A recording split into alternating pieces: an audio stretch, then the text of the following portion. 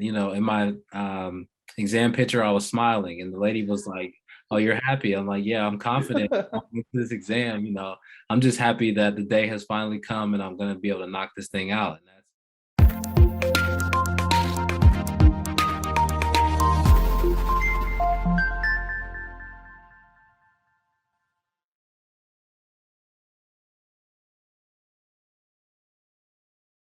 Hi, Caleb. Congratulations on passing your FE Electrical and Computer exam, and thanks a lot for making yourself available for this brief interview. So I would like you to walk us through your FE Electrical and Computer exam preparation journey. Maybe let's start with when did you first graduate, okay, I graduated from the University of Cincinnati in 2016. So I've been out of school for about 5.5 going on years now. right? So you're not definitely a recent graduate. So my rule of thumb is that typically after 5, but definitely after 7 years, uh, things start, at least for me, things started to wash out of my memory. Definitely. I was sort of in a unique situation because I sort of started my graduate studies right after doing my undergraduate.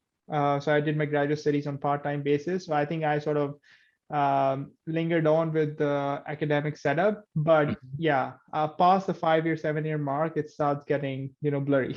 Very cloudy. Exactly. So you took the FE exam. This was your second attempt, correct? The first time Right. I took the FE exam was 2017. So that was pretty recent. I had some personal issues that were going on right around that time. So unfortunately, things didn't work out how I would have, planned them to. Right. But I didn't give up and I persevered, went through a couple of different employers, and then got to one that was willing to invest in getting the materials, and they paid for it actually up front. So I didn't have to worry That's great. about waiting until I got the passing score to get those funds unleashed. It was like on, week by week basis that I was able to get that. So I definitely appreciate my employer for doing that.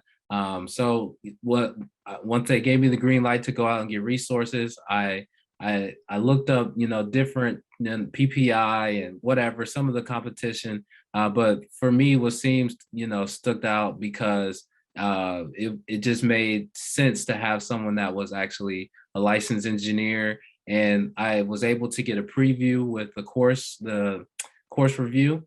Some of the videos were very, I think they did a great job of breaking down some harder concepts into layman's terms, something that I understood. So, everybody learns differently. And I felt like I had a connection with the way that you were explaining things. So that's why I chose your course. And it was definitely great to have someone be able to give me a plan of action and even some things that I hadn't thought about, like motivationally, like how I'm going to, stick through those tough nights when, when I think about, okay, the raise and think about the license and things that are going to come with passing this exam, that was the motivation that I needed. So having someone that was able to, cultivate the right mindset to get into being ready and getting ready to study for this. I think that was a great first step. And then the review course was very in depth. I feel like it broke down concepts in a way that I understood. And I really appreciated the quizzes and the tests at the end of the modules to really kind of reinforce some concepts.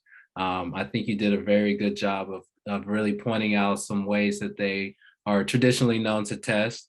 So some things to, kind of be cognizant of during the exam. That definitely helped as well. And then once I was able to get through the review course, getting to get the book that had 700 problems with. That's a book at the background, the Yep. black and blue book. Yeah. Third Hmm. edition of the study guide. Yeah, the study guide was very good. Being able to look at those solutions and taking the time to really follow step by step, I feel like reinforce concepts that maybe weren't even asked explicitly, but conceptually on the exam. I think there was a lot more heavier, like concept wise, um, knowledge base that was required to pass this one, because they did combine electrical and computer not too long ago. And so I think it kind of changed it from when I took it in 2017. I think I could even just see a difference in the way that they were testing. I So I see. think, yeah, definitely you did a good job with everything. The practice, the full length exam, I did it on a Saturday just to be able to give myself another reinforcement of the timing. And I liked how you gave good feedback with the um, Diagnostics, the reporting. Yeah. to let me know how much time I was spending on each question and where I needed to kind of study more. So everything from start to finish, I feel like it definitely helped. It was to the point where I was pretty much solely dependent on your review course, and I didn't even order the review exam from NCEES. Um, Okay.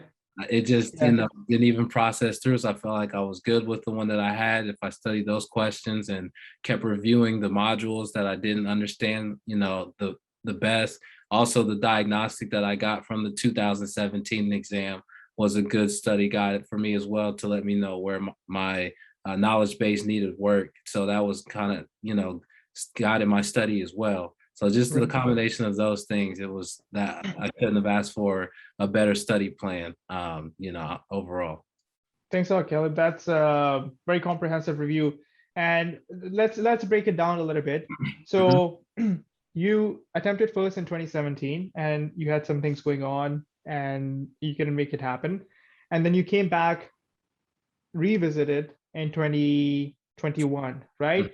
Yep. So that's 4 years of gap. And I mean, all credit goes to you in putting in the time and effort, right? And sticking with the plan, which, and we're going to talk about how it has already benefited you, passing the FE exam, but it is something that you invest in yourself, right? So that your future self can thank you, right? And it doesn't, in some cases, like you get instant reward. Some cases you have to wait out a couple of years until maybe you get your PE license. And even after getting PE license, some individuals, if they especially if they choose to stay with the current employer, because of the setup that employers have, with the promotions and rules and regulations and the structures that they have, they may or may not be instantly able to reward you right away. Right. But others would definitely want to have you, right? They would like to poach you. You're now a hot commodity, you're a PE, right? So if Definitely. you want an instant reward, sometimes some PEs, freshly minted professional engineers, they actually jump ships, which is, in my opinion, I mean, there's nothing wrong with that. If somebody else is willing to value you more, it's a personal choice anyways.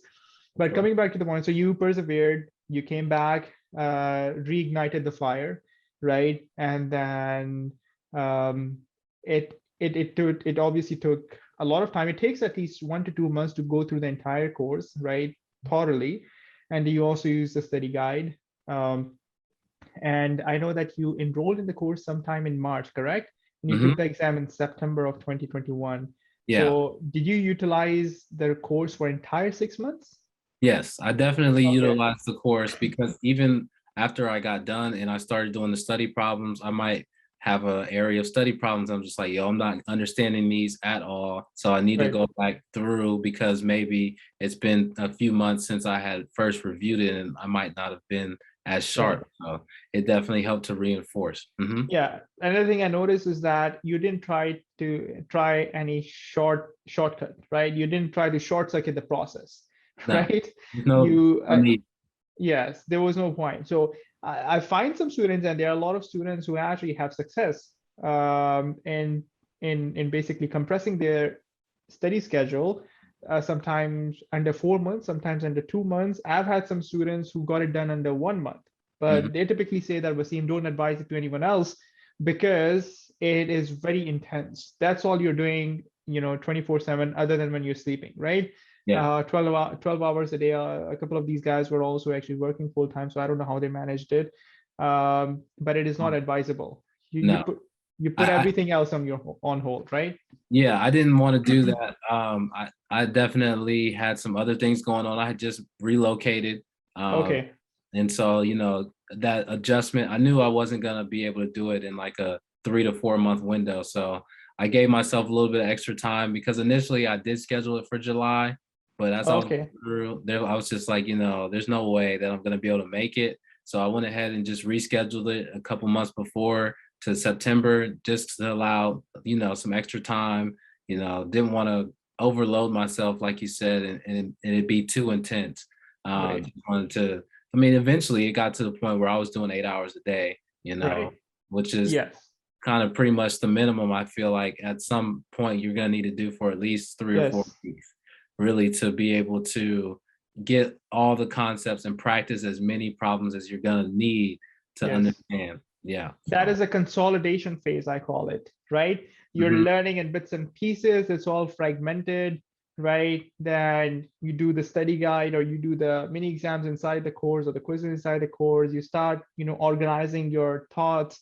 And then in the final consolidation phase, which happens to be 3 to 4 weeks before the actual exam, a lot of times by means of the practice exams, right? That's where you really have to crank it up, right? And then hopefully, actually, it wouldn't be as painful if you have been diligently addressing all the weak areas, all the knowledge gaps all along the way, but it is inevitable. At certain stage, for some people, it happens to be in the middle of the exam preparation when they're doing the second round of review, right? Again, as you said, everyone has a different learning style, but that consolidation phase is where most intense studying is going to happen. And if you're not hitting that consolidation phase, you're actually not preparing properly, right? Because if you just keep on thinking that, okay, I'm going to keep on spinning, right, in a loop, okay, restart the course, restart the study guide, restart the practice problems, without really getting to a stage where you are sort of connecting everything and pulling everything together, you are not ready, right? And mm, that's what has to happen and should happen. And ideally, the easy way to do that is by means of the practice exams, mm, right? Because then you basically are taking the entire exam in one sitting and testing how deep in water you are, right? So one definitely. of the other questions that I get commonly asked by students is how to tackle the tough topics. So let me ask you, because this was your second attempt, you probably had a good, you said that you used the diagnostics from the previous attempt, although it was a little bit outdated 4 years ago, but still it was still relative. So you use that as a baseline to hone in on the areas which you knew that were going to be tough. So which areas going into the exam you thought, or during the exam preparation you thought required special attention from you, or you were scared of, very, very honestly and transparently? Definitely communications and electronics, both Okay. digital and analog. Um, like those two areas were for sure like a little bit tougher for me, and definitely computer too. The whole computer side of it, like there was a Okay, the reason. last four, the last three, last four. Yeah, there was a Those reason are I the didn't scary do ones for computers. most of the students. Yeah. Yeah. hmm Okay. So you knew that these 3, 4 topics were, I would say, just to add to that. So these are the most common culprits. Okay. Computers, for some students, it's electronics, as you pointed out, communications. I'm surprised because I think that communications is, yeah, it's quite theoretical, but in my opinion, if you get it, you get it once. You just have to get it once, right? And then it starts making sense. Whereas something like software, it is very broad, very open-ended. So it would, if I were to retake the exam, it would probably still scare me because there's so much that can be So asked many. from it, right? Whereas Yeah. communications, you understand, okay, how modulation work, how this work. They You can sort of transform. figure it out. Yeah, the transforms. So just to add to that list, some students find circuits quite scary as well. I think that if you're working as an electrical engineer, finding circuits scary, it's good that you get it fixed early on in your career right now, Yeah. especially before taking the PE power exam, because it's important. Every electrical engineer should know how to solve circuits and the power system section, Mhm. especially power systems engineers. Some students they struggle with electromagnetics. To me, that is not as big of a concern because it is a very lightly weighted topic, right? So you can fix it. And controls sometimes, and that happens because in some undergraduate curriculums, it is an optional course to take. Could be And EET a lot of yes, times. right, Control. exactly. Yep. And in the top five, sometimes probability and occasionally engineering economics also shows up as a weak area. Some students are not able to wrap their head around cash flows very easily, right? hmm So now knowing that those were the areas of concern for you, how did you tackle them? What was your strategy? I know I think talked about it when you enrolled in the course, and when I had the one-on-one Zoom call with all of my students, we came up with a strategy. So what did you actually ended up implementing to address Uh, these areas? yeah, so to address um, the areas of concern, I definitely went through the course multiple times, the review course, and those practice problems. I mean, it just the more I worked on it, the more I was able to start to understand it. I didn't just kind of fly through the problems. I actually like took a That's the key. problem, That's the yeah, key. Yes. digest it, really try to understand and try to formulate like a step-by-step method of procedure, like how I'm going to attack this problem, what do I need to look for, what are my Yes. common variables that I'm going to come across that I need to be on the lookout for, which equations are going to probably be most useful for these. And once I was able to really get a grasp and a hold of the whole concept instead of just trying to be able to solve a problem, that's really where I feel like the understanding started to come in. And I feel like, on the exam, even though they didn't ask a lot of questions that required a number to answer, they were more Right. conceptual.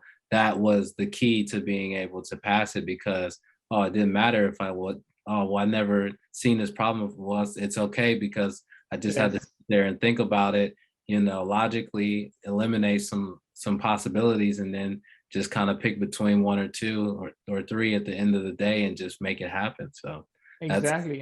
that's That's, what it takes. I think that's a secret sauce. Okay. Because if you grasp the concept, you know, at its core, then it doesn't matter whether they're giving you numbers, whether they're asking you from left, right, center, top, middle, however they're asking you.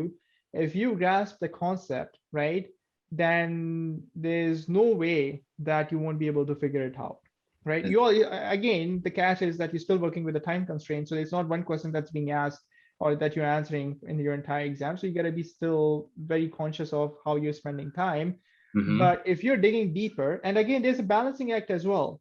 Uh, you don't, and I try and find that balance in the course where I explain you the concept in the level of detail based on my understanding and interpretation as to how deep you need to go. For some students, because of the previous knowledge that they have and the fact that they might have been recently graduated, or maybe the concept comes easier to them, right? They may be able to, move past it very quickly. Others really need to step back and see that, okay, be very honest with yourself that, you still don't get it. Okay. You need to break it apart, desynthesize it. Okay. Exactly as you said, and then synthesize it back by looking at the formula. Okay. By looking at the underlying theory, because once you do that, then it becomes irrelevant how they ask you the question. I'm about to release a video on the YouTube, and I think by the time this interview gets published on my YouTube channel, it would already be out. It discusses surface level learning and deep learning. Okay, there was this fellow called I think his name was Richard Feynman. He has this technique called Feynman technique of learning. He was a Nobel Prize winner. Very quickly, I don't want to spoil the video, but the idea is that he says that irrespective of how difficult the concept is, start by writing out the concept in its original form. Crazy mathematical equations, graphs, circuits, scientific jargon, terms and terminology, whatever it is, just write it down as it is supposed to be in its purest form. Then what you do is that you start translating that in your own language. All right. So that's round two, right? Where you start saying that, okay, you know what? Wasim's mind is processing it and processing it and processing it. And this is what his mind understands. Okay. But you don't compromise on any detail. So you're not using the crutches or help of complicated scientific words. You're writing it in your own words, right? And then you take a second shot at it. And then you see that, okay, is it still too complicated to explain to a layman, right? Somebody off the street, okay? If it is still too complicated, you go through that process again. Now, Elon Musk, Tesla's founder, is also famous for saying that he likes to believe in first principles. Okay. The guy has taught himself, I don't know how many different things. So he's making rockets, EVs, and obviously there are a lot of people helping him, and he has a whole team, but it all starts with one person typically, and then you basically seek out resources, even to find people who can correctly help you. That in itself requires you to have some understanding of the problem, Right. right? So he basically self-taught himself apparently about rocket science, right? So start from the fundamental principles, first principles, whatever you want to call it. And that's exactly what you, and it's painful. It's not easy. Okay. Yeah, It's iterative frustrating. process. It's an iterative process. It's painful. It's not easy. And I'm glad I just did another interview. I think that interview is going to show up before your interview, and almost back to back. And both of those students passed the exam with 2 months of preparation. Okay, 2 months each. Now the thing with them was that they still sort of been relatively fresh from school. But in that interview also as well, I pointed out that give yourself a fighting chance. You guys did it, Yeah. okay, because you went too aggressive with your schedule. You had some things going your way. You were recent graduate and this and that, but give yourself a fighting chance. Don't try to rush through it, because especially when I am learning a new concept, and if it is something that is meaningful, I try and make sense out of it and truly learn something. Because now you're gonna, based on our conversations earlier, you're gonna move on to your PE power, right? So Yeah. now the fact that you entrenched yourself, you immersed yourself in the FE electrical and computer exam preparation, about 20 to 30% of that stuff is going to carry over to your PE power. Okay. And that will make your next step easier, right? So that's why a lot of the guys who are like, whether guys and girls, irrespective of which industry they are in, whether they are basketball players or business people, or statesmen, the hardest amount of work that they ever did was actually in the beginning of their careers, right? That's where the grunt work happens, right? That's where the most focused and the dirtiest, the heaviest lifting is done, right? Yeah. Because as you become more and more better at your craft, it becomes relatively easy, okay? But still, to stay at the top, you still gotta become continuously pushing out of your comfort zone. Okay, that's a different topic altogether. Definitely. But I like your learning style. So that's a big lesson. Okay, don't try and short circuit the process. I know all we want to see is that pass sign on our NCEES result. Okay, that's fine. It will come. Okay, but you got to put in the time and effort. All right, you got to be prepared for. I like not to be in a situation where I'm just doing barely enough or just above enough to basically get things done. But I would rather put in extra time to make sure that I'm comfortably getting what I'm getting. Definitely And that go requires a above lot and of, beyond. I agree, exactly. because like it's one thing, like you say, to just do the bare minimum that it's gonna require. But I definitely put in more than the bare minimum, and in my exam picture, I was smiling, and the lady was like, "Oh, you're happy?" I'm like, "Yeah, I'm confident going into this exam. I'm just happy that the day has finally come, and I'm gonna be able to knock this thing out." And that's my That's nice. mindset, how I was going into it the whole time. So it's like the more that you prepare, the easier that it's going to be for you, the closer that you get to the exam, because you'll be confident in your preparation, and you'll know, like, I put in the hours, the long nights, the early mornings, and it's going to pay off. And so the day is here, cash my check for all that work that I put in. Exactly. And Yep. if you remember when when I asked you how your exam went and you were pretty confident it went well, right? I told you you have it in the bag, right? And it's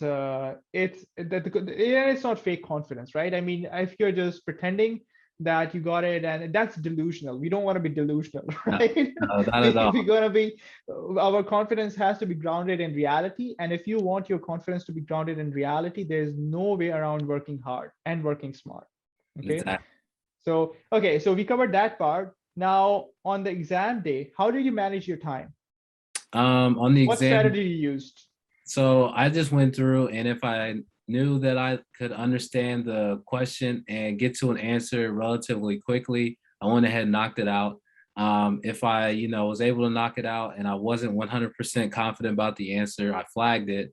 And then if I just knew that this is going to take more than 5 minutes to answer, then I just skipped it, and I waited until I got to the end of my first round of questions, and it would bring up the overall picture of which ones you haven't answered, which ones you flagged. And then I went through and I went back and I answered everything. So then I would just have flags left over. And then I went back through all the flags and just kept working the problem until I was confident enough in the answer to remove the flag. And then I did that until I got down to no more flags. And so, like, for the first part, I really didn't have, but like maybe an hour and 15 minutes after I answered all the questions and I started going back through. But I feel like that's a good amount of time to It answer, is. you know, 20, 22 questions at the most, I feel like was what I had flagged. So once I went through all those questions again and got them knocked out, that, it made me feel more confident because I knew like, hey, I was, at least really confident in this many, kind of confident in this many, and didn't know as much about this many. I was able to really break it down into 3 categories of questions, and leaving out, I felt like, the ones I was confident in and kind of confident in was gonna be enough to get That's me. great. That's how it's supposed to be done. How many minutes, sorry, what was your time, how much time you took for the first session? You remember I, roughly? I took all the time that I could, so I didn't want to walk out early. But I No, no, think for the morning session, four just hours before and the 20 break. minutes. I think it's what 4 hours or I'm sorry, 3 hours and 20 minutes, I believe. For the morning? Um, No, that seems excessive because it's sort of 50-50, right? It should be right. close to 2.5 hours, I would say. Okay. 2 hours and 50 minutes, and then 3 hours and 20 minutes, I think, was the second part. No, the total is 5 hours and 20 minutes. So that wouldn't add up. So Uh, did you spend roughly equal amount of time between the two sessions? I think the second session was maybe like 20 minutes longer. Okay, so you gave yourself 20 minutes extra. The way I look at it is that you gave yourself 20 minutes extra to work with the second session, which is again a very smart thing to do. Yeah. That's good. Uh, and then here's the thing. I find that a lot of students in their mind, they go into the exam thinking they're going to execute exactly as you said, right? But then what happens, it's like stock market. I don't know if you do stocks or if you've heard about investors or day traders. They're like, okay, I'm going to buy this stock and I'm going to, sell it as soon as I get 10% profit. Soon as they start getting inching towards 10, they keep on raising that bar up to 12 and Maybe then 13. 15%, 13%, and they end up selling it with a loss of 5%, right? Because it came off So and backed out. yes. So what happens is that students a lot of students go in exactly with the strategy that, I'm going to solve the ones that can solve. I'm going to flag the ones I cannot solve. I'm going to go back at it, not spend even one extra second. And then whatever is left over, I'm going to spend time and, make it happen, right? But what happens is that ego kicks in, right? Same thing with investing. A lot of times ego kicks in. We're like, oh, I know this, let me just spend like maybe 1 extra minute. So I'm going to go up to 4 minutes on this question, but I bet I'm going to get this done, right? And then they keep on carrying that strategy over for the next 15 question, and they're now running in a deficit of 20 minutes, right? So it requires discipline. It requires extreme clarity in your mind that what you're going to do, right? And don't get thrown off by, if you look at your initial review, right, when you're going through that, even if it's just, in your case, it was only 20 flagged questions, which actually can be quite scary for a lot of students. 20 out of 52, 54, it's roughly 40% of, the first session, or yeah, roughly 40%, which is a huge number, which tells that, the first session, only 60% you were confident. And then if your confidence is actually going downhill, you might also tell yourself that, Kaleb, you're not even 100% sure about these 60%, right? So the game is off before it has even started, right? Yeah. So this is your inner thinking, right? That you have to discipline, and don't let our reptile mind that is in us to sort of freak us out, that's scary, run away, right? Type of thing. So with that remaining 20 questions, you were very clear that, okay, these are not, I can potentially do them, but not right away, right? And then you tackle them, and then maybe some of them you got, maybe you didn't. You obviously got enough because you passed the exam, right? And then you rinsed and repeated the same process for the second half, correct? Same thing. Yeah. Exactly. At the end of the day, I feel like you just have to be honest with yourself, and just like, if you need to move on, just move on. Like, don't try to, like you said, let that ego take over, and then now Yes. you're running at a deficit and trying to catch up, because it's not easy to catch up on time. Oh, no, it's not easy. Like you're not, now you're speculating the next few questions are going to be a piece of cake, Yeah. right? And as you go through the exam, it only gets tougher and tougher. Right? But in the exam, I'm just like, man, This even electrical or computer? Nah, it wasn't that bad. But you know, it was just definitely Yeah. tough, like where it was to the point where I just had to stick to the plan and I couldn't Yes. deviate. I just had to stay Yes. into it. And Yeah. it worked obviously because I passed. But you know, once you get a plan of action and you want to stick, you know, give yourself a fighting chance, that you have to stick to your game plan. You can't, Yeah, don't you know, improvising during the exam is not a good idea. no. Okay, generally with time. Like obviously, if you're working with a problem, you gotta work out all each and every one of your brain cells, to try and think or catch at any straw or use any type of help you can from the reference handbook, from your memory, from your outside the box thinking, inside the box thinking to crack a problem, right? Mhm. But don't mess around with your timing strategy. Okay, if yeah, that should not that in my opinion that should, and that's actually part of your preparation, because in my in my FE electrical course, the quizzes are not timed but the mini exams are timed, and then you have a full and computer simulated practice exam which is timed. So Mhm. you do get at the end of pretty much every section an opportunity to see how you're doing based on timing. And Mhm. then at the end of the course you get a full and practice exam where you can time yourself morning and afternoon. So that's where you can improvise. You can see which strategy works for you or which doesn't, but don't improvise during the exam.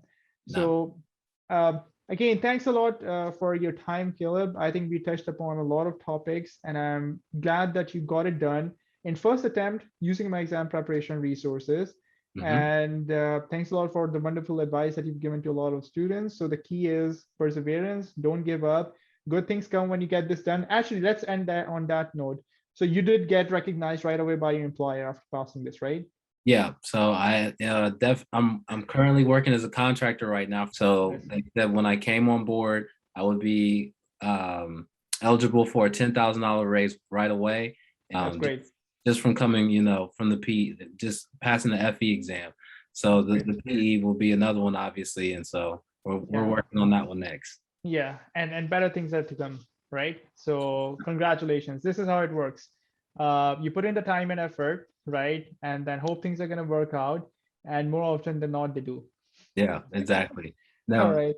and one other piece, you know, my favorite basketball player was Kobe Bryant, and so Yes. you know, rest in peace to him. But Mamba mentality was definitely what it Yeah. takes, you know, and so Oh just yeah. go to it, you know, don't give up and stick to your guns when you know times get tough in that exam. Hmm. So we'll finish up on that. All right. Thanks a lot, Caleb.